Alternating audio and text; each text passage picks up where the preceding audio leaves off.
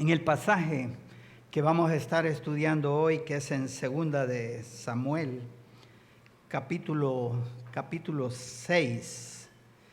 En este pasaje el Señor le enseña al rey David que él debía reconocer al Señor como rey, conforme a la palabra del rey y no conforme a lo que David quería. Aquí en este pasaje que vamos a estar estudiando en esta tarde, podemos ver cómo David tiene una intención bien noble. Él quiere llevar el arca a Jerusalén, es algo bueno. Pero David, en la forma en que él lo hace de una manera en que él mostró que estaba haciéndolo como él quería hacerlo, ¿verdad? Y aquí es donde el Señor le muestra a través de 3 incidentes que quien gobierna es Él, no es David. Ahora, para entender un poco el pasaje que vamos a estar estudiando hoy, me gustaría que antes pudiéramos leer en Primera de Crónicas, capítulo 13, versículo 1 al 4. Primera de Crónicas 13, del 1 al 4, dice, este texto es paralelo a lo que es Segunda de Samuel 6. Entonces David tomó consejo, dice, con los capitanes de millares y de centenas y con todos los jefes. Y dijo David a toda la asamblea de Israel, si os parece bien y si es la voluntad de Jehová nuestro Dios, enviaremos a todas partes por nuestros hermanos que han quedado en todas las tierras de Israel y por los sacerdotes y levitas que están con ellos en sus ciudades y ejidos para que se reúnan con nosotros. Y traigamos el arca de nuestro Dios a nosotros, porque desde el tiempo de Saúl no hemos hecho caso de ella. Y dijo toda la asamblea que se hiciese así, porque la cosa parecía bien a todo el pueblo. Notemos con esto la enorme diferencia entre lo que es David y lo que fue Saúl, ¿verdad? Aquí vemos en este pasaje que durante todo el reinado de Saúl, el arca no estuvo con ellos. El arca, si ustedes recuerdan, cuando los filisteos se habían llevado el arca y ellos, a raíz de que se llevaron el arca, pues Dios trajo maldición sobre los filisteos, ¿verdad? Entonces ellos al ver lo que estaba pasando regresaron el arca, y el arca quedó en un lugar que se llamaba Kiriat Jearim, que es el mismo lugar que menciona Segunda de Samuel 6, que se le llama aquí Baala. Baala es el mismo lugar, Kiriat Jearim. Ahora, cuando el arca lo llevaron a ese lugar, fue en el tiempo de Samuel. Samuel fue el último juez de Israel, o sea, antes de los reinados, ¿verdad? Entonces el arca estaba ahí, y vamos a ver que el arca estuvo ahí durante 20 años del tiempo de Samuel, más los 40 años que nosotros sabemos que es el reinado de Saúl. prácticamente el arca estuvo 60 años que no estaba ahí en Israel. Ahora, cuando ya pasando al pasaje que vamos a estar estudiando, 2 Samuel 6, pues lo que quería era que viéramos cómo David tiene el cuidado primero de pedir consejo, y pide consejo a los capitanes, dice, a capitanes de millares y de centenas, y con todos los jefes. Él pide consejo. Qué bien, David está haciendo bien, buscando el consejo, ¿verdad?, de sus hombres que están pues en posiciones elevadas de liderazgo, ¿verdad? De manera que vemos que David ahí está actuando con sabiduría. El problema es que de repente David quiso hacer las cosas después del consejo, quiso hacer las cosas como a él le parecían. Y es ahí donde pues suceden 3 incidentes que a través de ellos Dios le va a enseñar a David que las cosas se hacen no como David quiere, sino como el rey quiere, que es el Señor, ¿verdad? Entonces, comenzando ahí con el pasaje en 2 Samuel 6, vemos en los primeros 10 versículos una lección de santidad que se da en el interés de David por traer el arca a Jerusalén. Mire lo que comienza diciendo el pasaje. David volvió a reunir a todos los escogidos de Israel, 30,000, dice. Esta sería una escolta bien grande, bien numerosa, pero ¿por qué tanta gente? Y miren lo que dice el versículo 2. Y se levantó David y partió de Baala de Judá. Esto, como les decía, es Kiriat Jearim. Ustedes lo pueden corroborar en Josué capítulo 15, versículo 9. Dice que partió de Baala de Judá con todo el pueblo que tenía consigo para hacer pasar de ahí el arca de Dios. La razón de esa gran escolta es porque esto era un evento monumental. Traer el arca, pasar de ahí el arca de Dios, sobre la cual era invocado el nombre de Jehová de los ejércitos, que mora entre los querubines. ¿Por qué entonces el arca estaba ahí en Baala de Judá? Ya lo dijimos, pero me gustaría que leyéramos algunos pasajes para que vean el contexto, ¿verdad? Y vean lo que yo les estoy explicando en 1 Samuel capítulo 7, versículo 1 al 2. Dice, vinieron los de Kiriat Jearim. Recuerdan que les dije, los filisteos devolvieron el arca.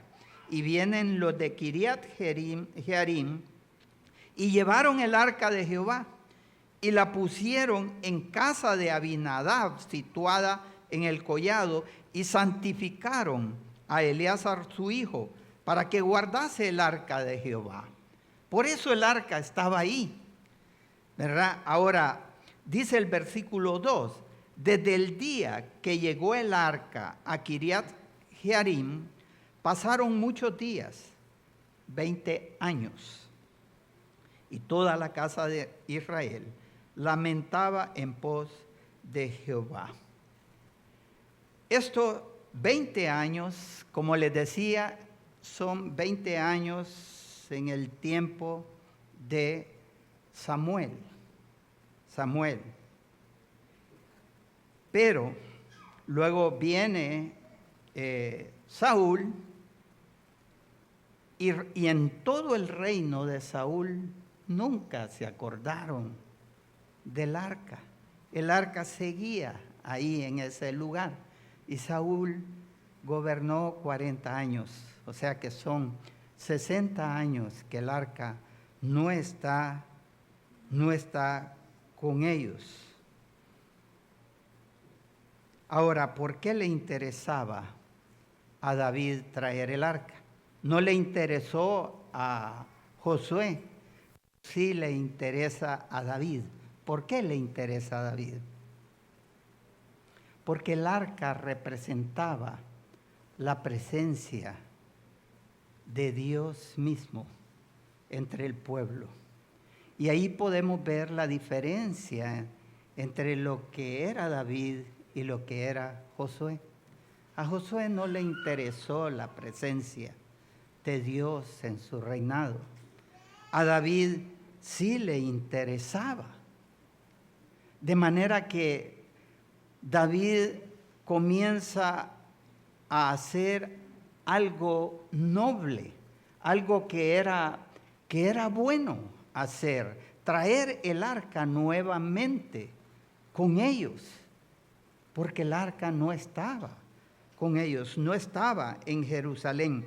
Pero el problema es, y lo que les estaba diciendo al principio, que David comienza a hacer las cosas como él creía que debían de hacerse. Es cierto que pidió consejo, primero con los capitanes, y claro, pide consejo acerca de mover el arca, ¿verdad? Pero luego el proceso de traslado del arca, él lo empieza a hacer como él piensa que debe de hacerse. Y aquí pues es donde vemos que David comete un error. Su deseo era noble, pero él comete un error por obedecer las costumbres paganas. Miren el versículo 3. Pusieron el arca de Dios sobre un carro nuevo. Esto es un carruaje, una carreta nuevo. Y la llevaron de la casa de Abinadab, que estaba en el collado. Y Usa y Ahío, hijos de Abinadab, guiaban el carro nuevo. Pero noten algo aquí en el pasaje.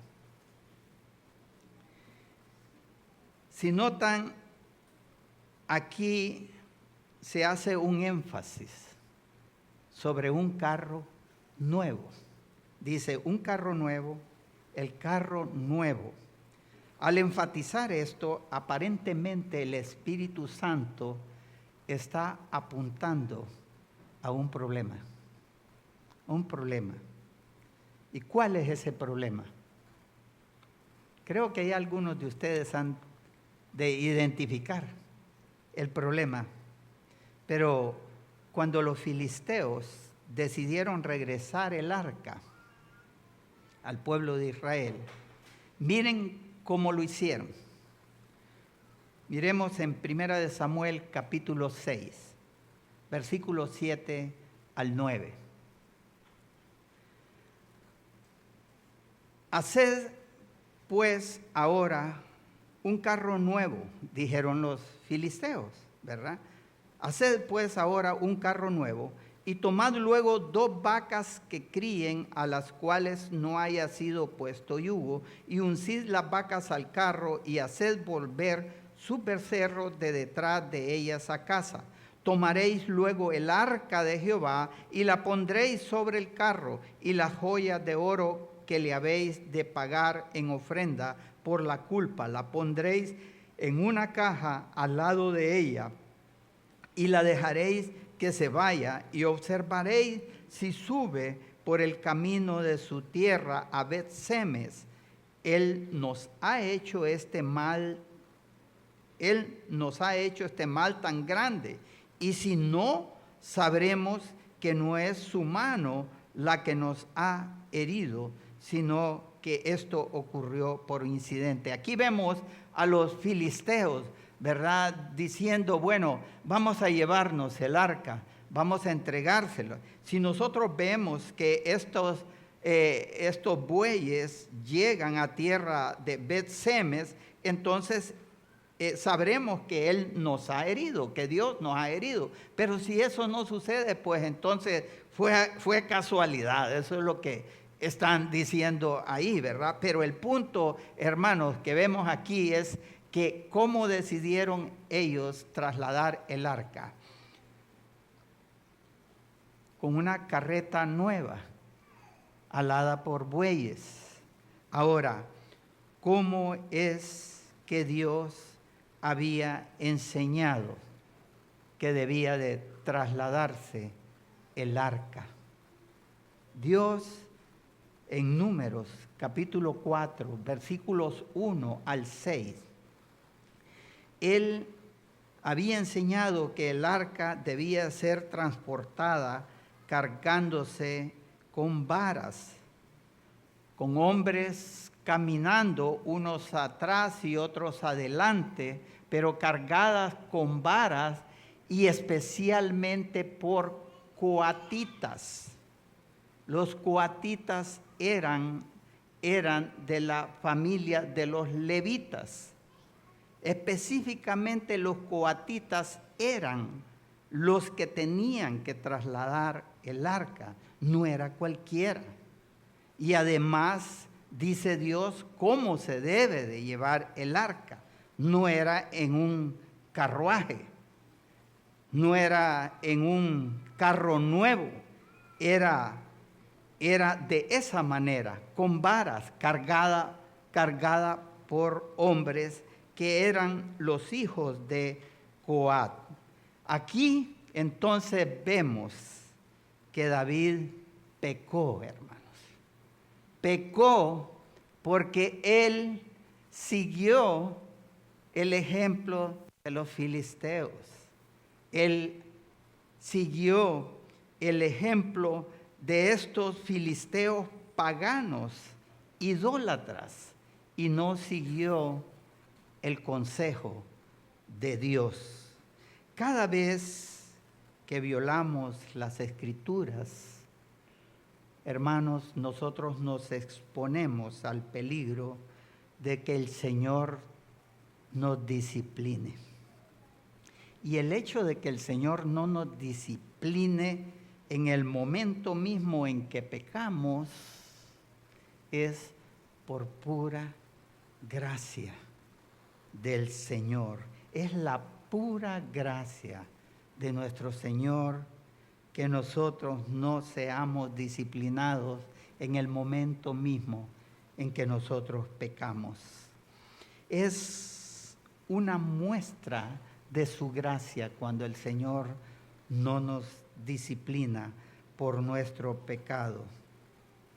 Ahora, sigue diciendo en el versículo 4, y cuando lo llevaban de la casa de Abinadab, que estaba en el collado con el arca de Dios, Ahío iba delante del arca, y David y toda la casa de Israel danzaban delante de Jehová con toda clase de instrumentos de madera de haya, con arpas, salterios, panderos, flautas y címbalos.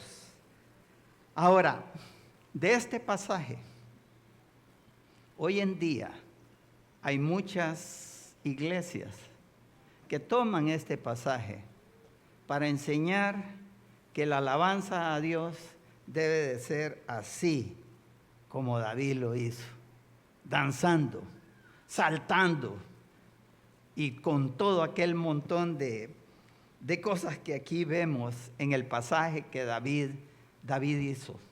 Pero hermanos, nosotros no lo hacemos así, no se preocupen, no lo hacemos de esa manera. En primer lugar, porque este es un texto narrativo, es un texto descriptivo, de lo que es la costumbre en ese momento. No es un texto normativo. Aquí no vemos que Dios está mandándonos a que nosotros lo hagamos de esa manera. La otra razón es porque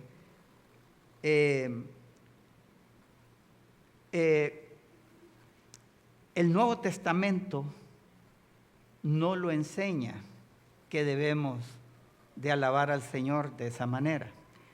El Nuevo Testamento hace referencia a que nosotros pues alabemos al Señor, como lo dice en Hebreos 13:15, en Efesios 5:19, en Santiago 5:13. Pero debemos alabar al Señor a partir de vidas que se someten a la palabra de Dios, que se someten a la interpretación correcta de la palabra, como nos dice en Efesios 5:18 al 19, o como nos dice Efesios 3:16. La alabanza debe de fluir de una vida controlada por la palabra de Dios, una vida controlada que se somete a la palabra de Dios. Por otro lado, debemos alabar a Dios sin llamar la atención a nosotros mismos. Esto es, sin la intención o el deseo o el motivo de llamar la atención a nosotros mismos, como nos dice Mateo 6:1. Mateo 6:1 nos dice: guardaos de hacer vuestra justicia delante de los hombres para ser vistos de ellos. De otra manera, no tendréis recompensa de vuestro Padre que está en los cielos. Y volviendo al pasaje, el versículo 6 nos dice: cuando llegaron a la era de Nacón, Usa extendió su mano al arca de Dios y la sostuvo porque los bueyes tropezaban.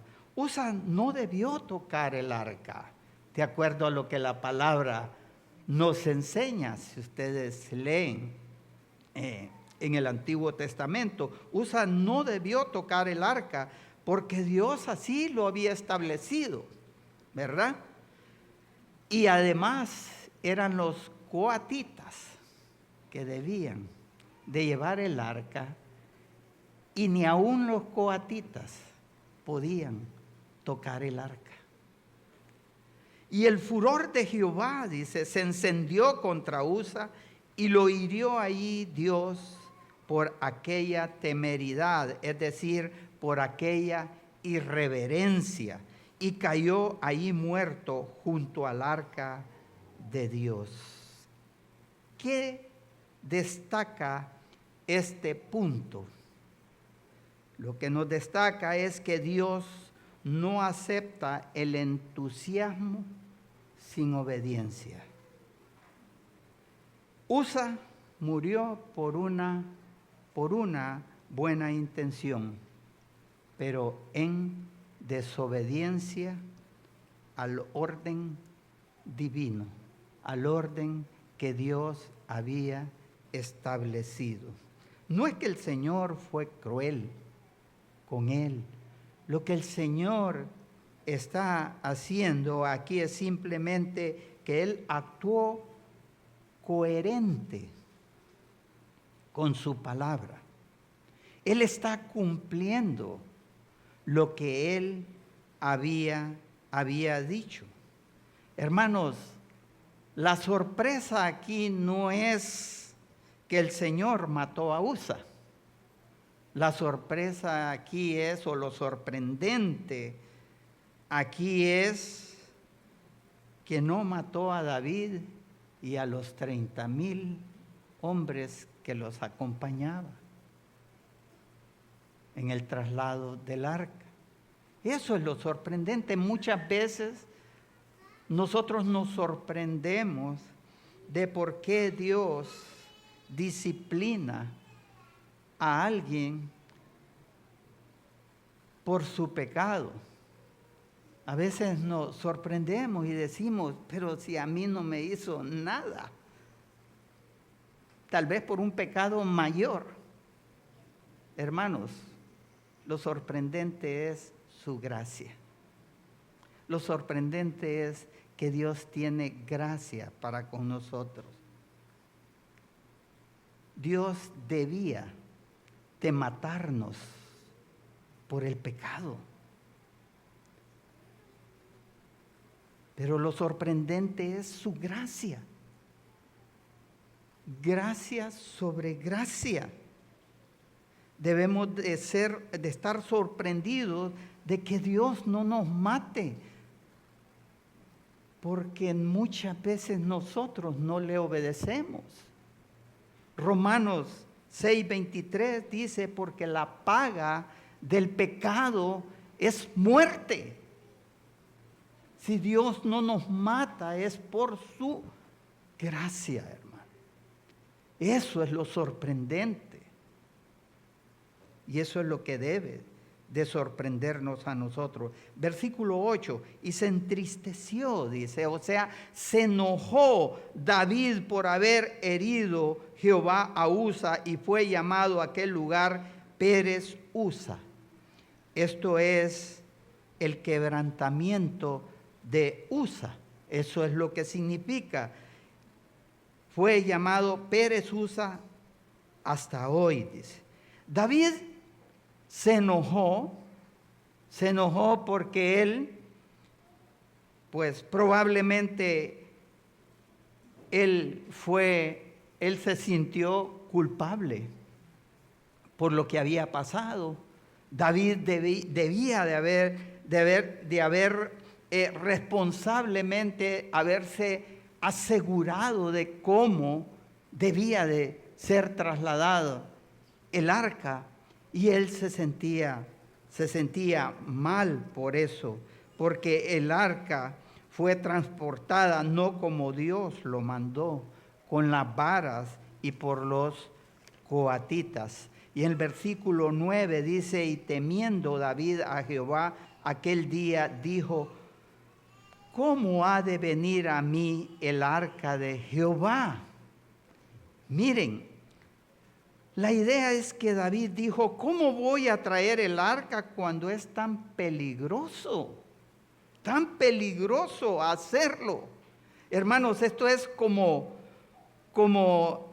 en Isaías el capítulo 6, versículo 5, en donde el profeta dice, entonces dije, ay de mí que soy muerto, porque siendo inmundo de labios y habitando en medio de pueblo que tiene labios inmundos, han visto mis ojos al Rey Jehová de los ejércitos. Ese es el temor que David muestra ahí. Es el temor que nosotros como creyentes debemos de tener también cuando estamos, hermanos, considerando un pecado en nuestras vidas.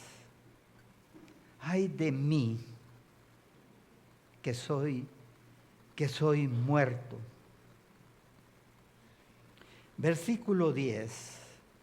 De modo que David no quiso traer para sí el arca de Jehová a la ciudad de David, y la hizo llevar David a casa de Obed-edom geteo. Su temor al Santo de Israel fue apropiado, hermano. Fue apropiado. David no quiso exponer más a nadie y la celebración ahí terminó. Ahí paró.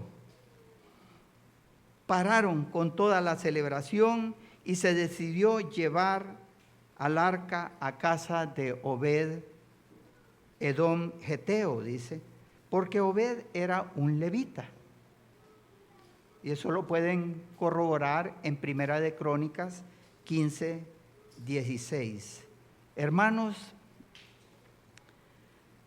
la obediencia al Señor es algo serio. Es algo serio. Y aquí David tuvo una lección bien importante, que le hizo ver a él la importancia de tener cuidado cuando se hacen las cosas para Dios. Él era el rey de Israel, pero él debía reconocer que las cosas se hacían como el Señor, el rey verdadero, quería que se hicieran, no como David. Él tuvo un deseo noble de hacer que el arca regresara a Israel, pero él cometió un error. Y eso también nos enseña, hermanos, que nosotros los líderes nos equivocamos, cometemos errores, pero lo importante es que aprendamos a enmendar esos errores. David aquí aprendió la lección, una lección de santidad. Ahora vamos a ver el segundo incidente, la bendición de honrar la presencia de Dios. Como David ya aprendió la lección, entonces ahora Dios le va a enseñar la bendición que trae a su vida cuando hace las cosas correctamente. Este incidente a nosotros, hermanos, nos enseña ese reconocimiento del Señor como Rey cuando se obedece la palabra de Dios. Miren lo que sigue diciendo el versículo 11. Y estuvo el arca de Jehová en casa de Obed Edom Geteo 3 meses, y bendijo Jehová a Obed Edom y a toda su casa. ¿Por qué lo bendijo? Porque las cosas se estaban haciendo correctamente. Obed Edom era coatita y estaba en casa de él el arca. Obviamente Dios lo bendice. ¿Y cómo lo bendice? Fue dado aviso al rey David diciendo: Jehová ha bendecido la casa de Obed Edom y todo lo que tiene. ¿Qué nos enseña esto? Que Obed Edom fue bendecido en su vida, probablemente bendecido en su vida espiritual, probablemente bendecido en cuanto a salud, pero también dice que él fue bendecido en todo lo que él tenía. ¿Qué es eso? Posesiones.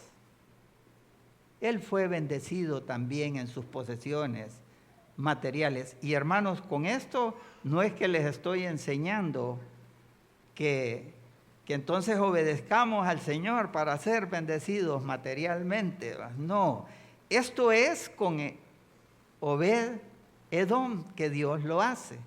Esto es una bendición que viene de la soberanía de Dios. Dios soberanamente decide cómo va a bendecir tu vida, cómo nos va a bendecir a todos y a cada uno de nosotros. Y lo bendijo, dice, a causa del arca de Dios.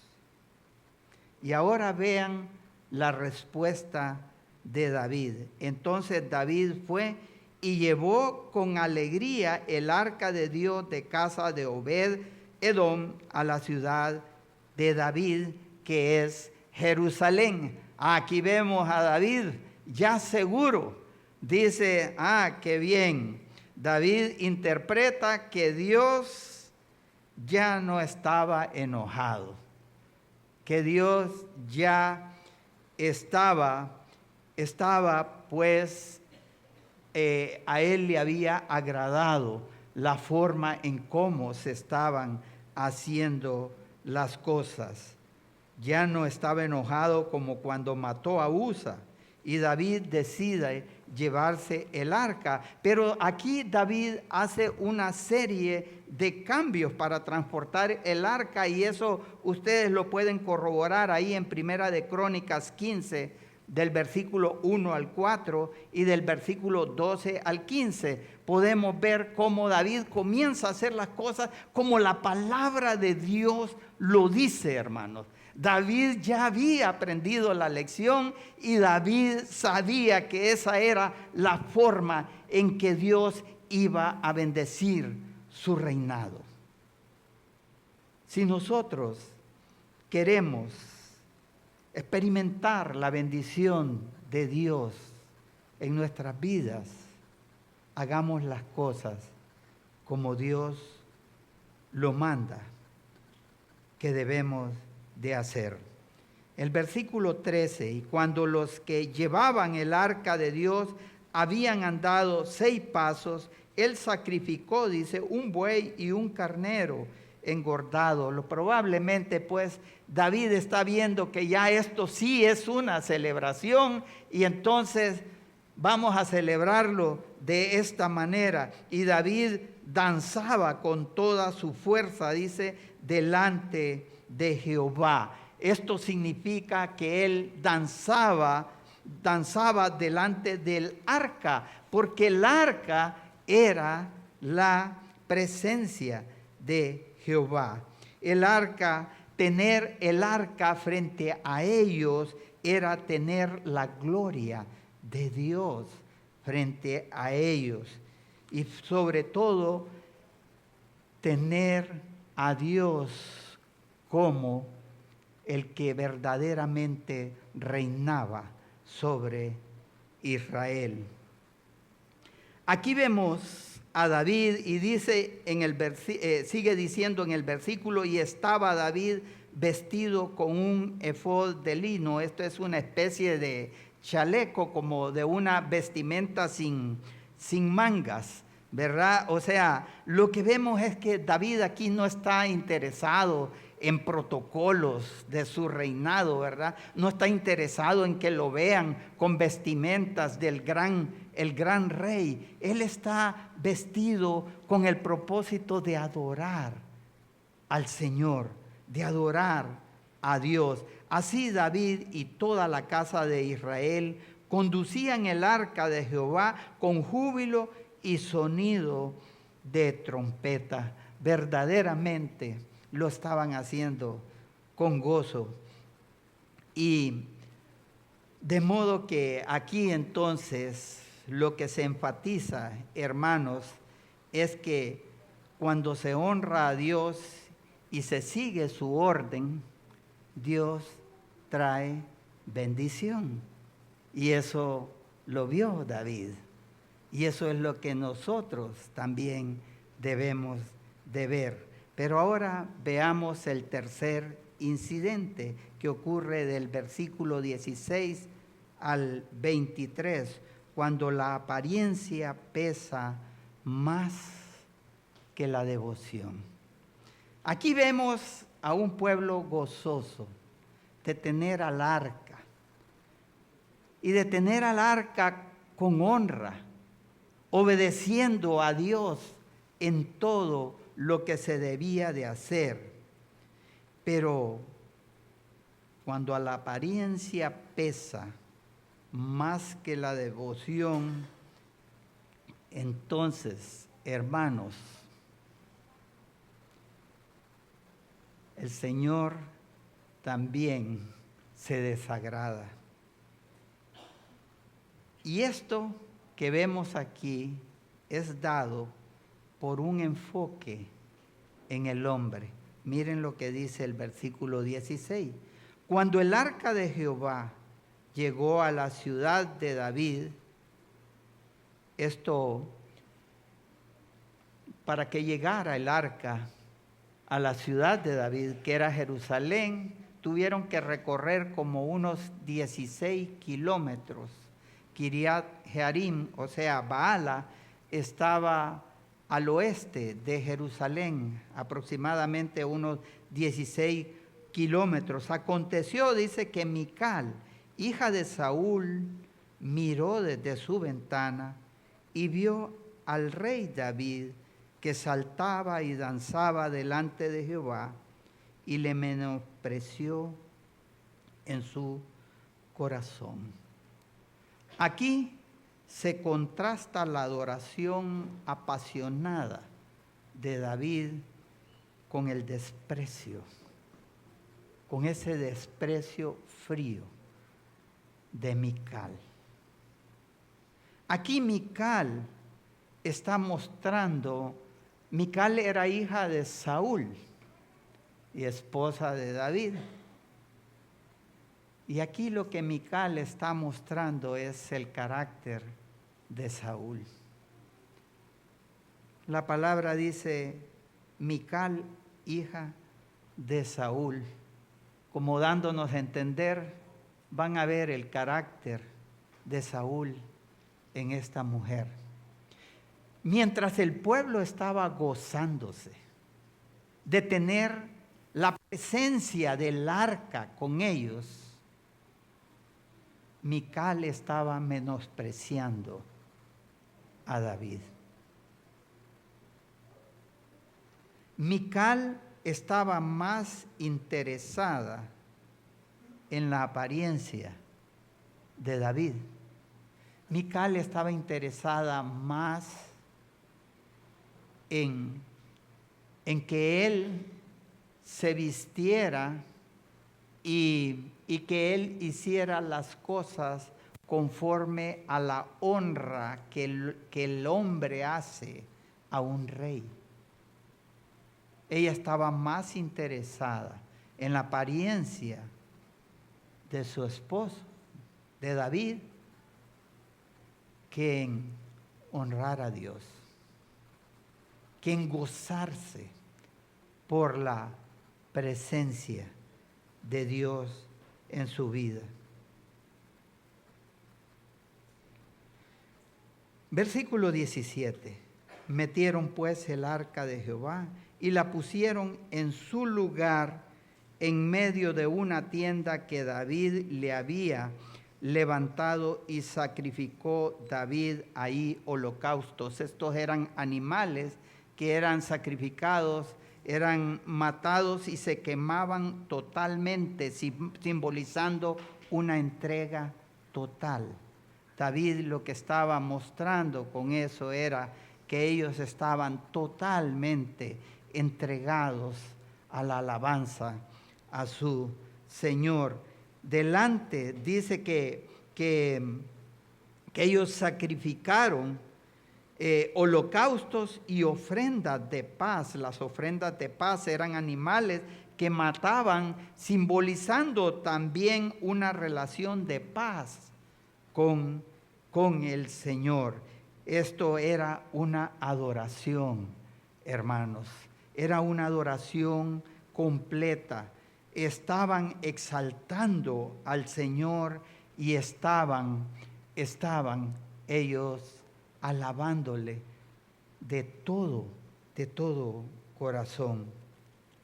Prácticamente David estaba expresándole al Señor: Señor, nos sometemos a ti, hay paz en ti y entre nosotros. Es la idea. Ahora el versículo 18, cuando David había acabado de ofrecer los holocaustos y ofrendas de paz, bendijo al pueblo en el nombre de Jehová de los ejércitos. Es decir, que David como líder, él bendice a su pueblo. Y creo que Dios, a través del liderazgo, bendice a su pueblo.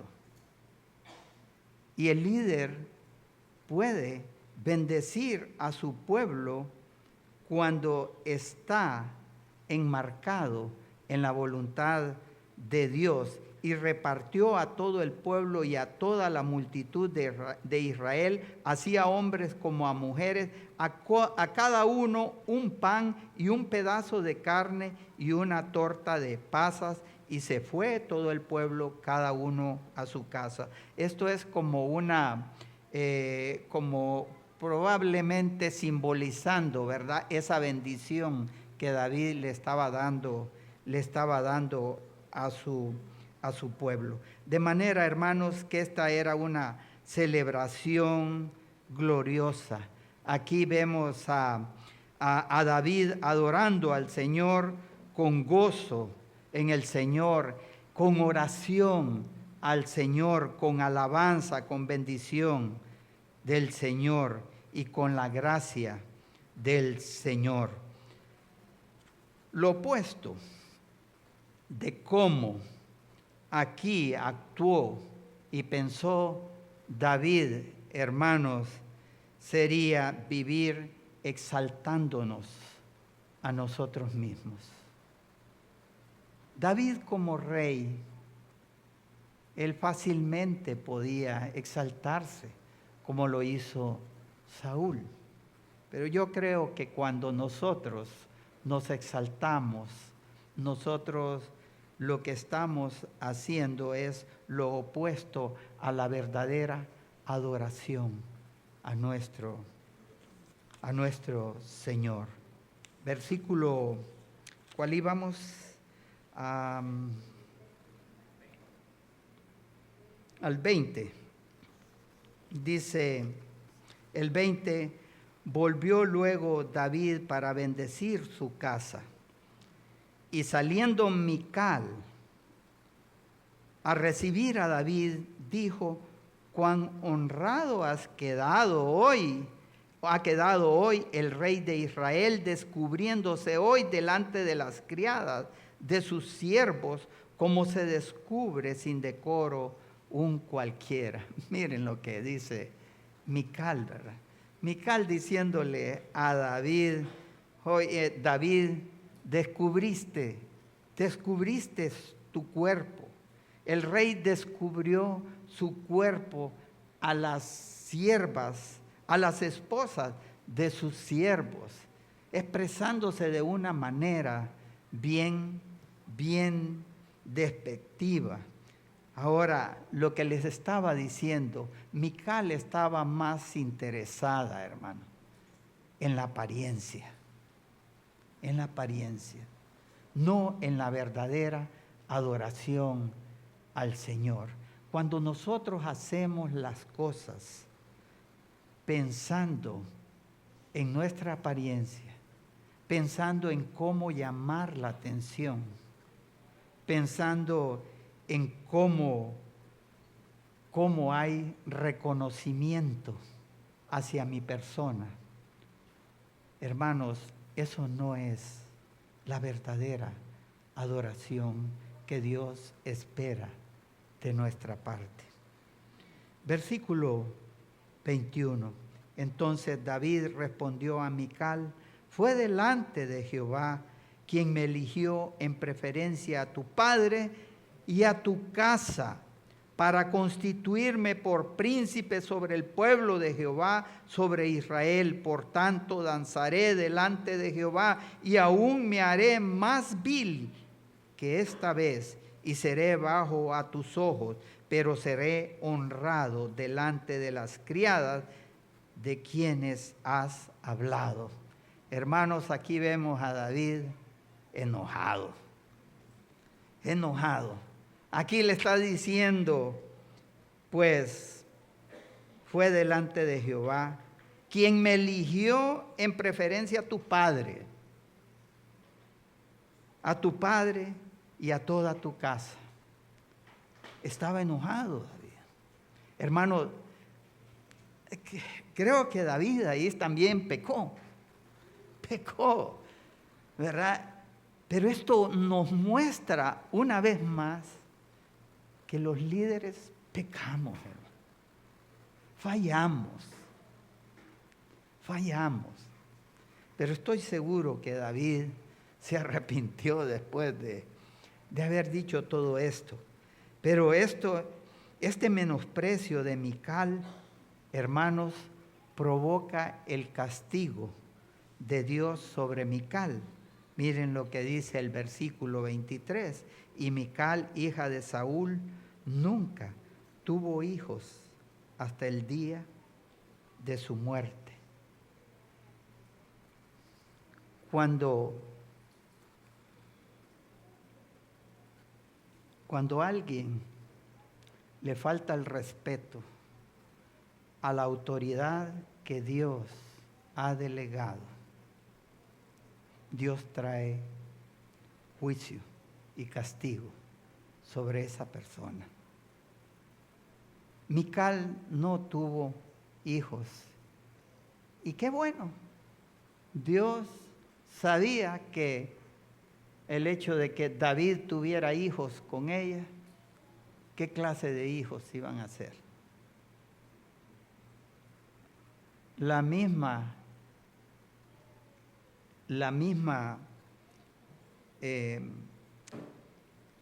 actitudes probablemente de Saúl. Hijos que de repente después tenían que ser los que iban a tomar el reinado de Israel. No sé, Dios soberanamente decide, esta mujer no tendrá hijos y no va a tener hijos.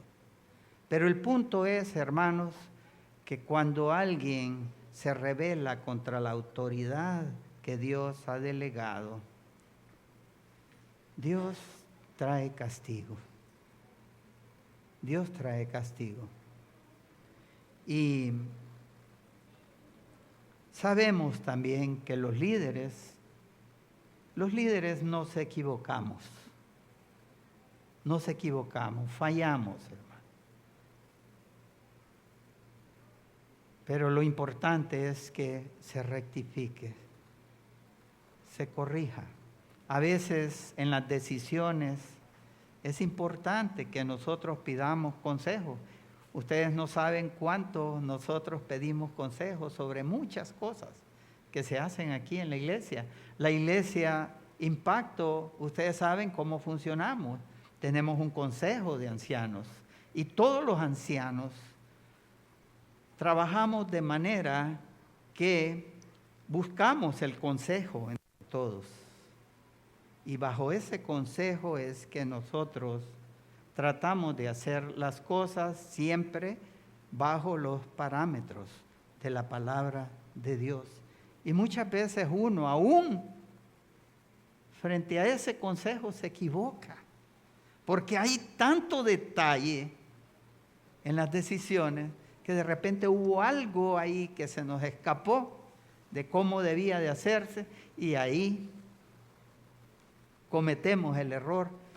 Pero lo bonito es, hermanos, que cuando estamos aquí también entre varios pastores y consideramos las decisiones que se están tomando, de repente